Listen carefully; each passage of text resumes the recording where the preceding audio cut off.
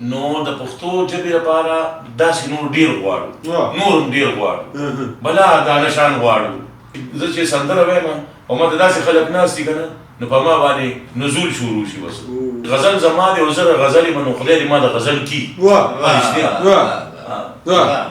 والله زه خو ډېر خوشحاله یم عدل جانه کله هم چې لکه ستا خوا ته راځو نو خو ورته ځان نه خبرې که نه به دا ډېر څه نه زده کړو به دا ډېرې خبرې نه واورو کیسې در نه ویسو مونږ خوشبخته یو تاسو دواړه دي ستاسو هم ډېره مننه الله دې راته لري هغه محبوبه هغه محبوبه ستا نمونه دی یم خو د دواړو خواو سیمو د وجودونو په شتون دغه ناستې بشپړ کړو د هنر د ادب د فرهنګ د دانش د عامه اړیکو هغه چې موږ ته ضرورت دی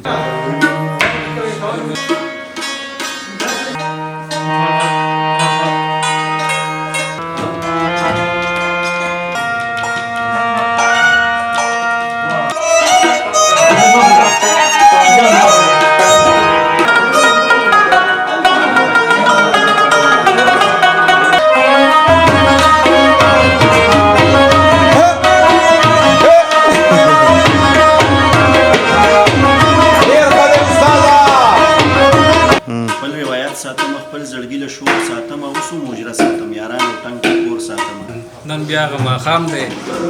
چې ژوند او قرار نو په ژوند کې خو قرار خو لکه کېدی نه شي او حمزه بابا وایي چې ژوندون پرېږده چې په خپله خوښه درومي چې لمنې ته یې لاس کې ګړندی شي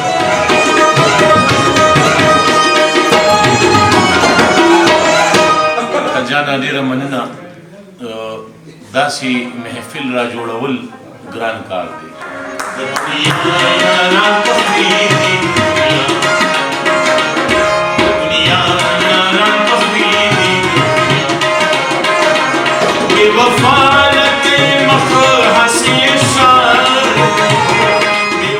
علم راوړ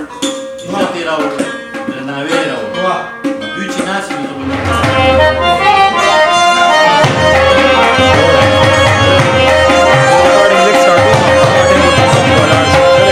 چا ویل چې ستا د سرې ډولۍ خبره چرته لاړه ډېر ښه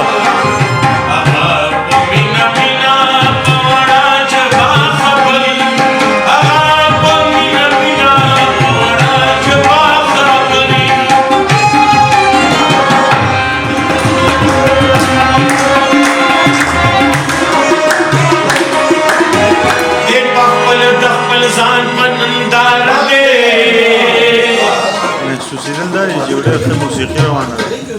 پروګرام جوړ دی خلک سر کې دي شکر دا ځان ته نشم ویلی سندره مې خوښه ده ډېره مې خوښه ده سندره بله سندره مې د خاپیرو را یو خپله ټپۍ زه رسئ چې واخله وخوره ترې خوږې دي د خاپیرو د باغ مڼې دي او بعضې خبرې مې ترخې دي دا چې سندرې مې خوږې دي زه سندرغاړې خاپیرو زه خوشحاله یم چې زه په ژوند کې د ډاکټر اسرار اتل غونډه کې منه مشر نه دی زما د اکزیکټ لکه یو میاشت مې فرق دی بس او سر زه به دانش صاحب په دغه یو ټپه منتظر صاحب له راشو چې تا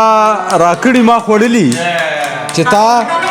راکړي ما خوړلي د یارانې په کور کې نوي حسابونه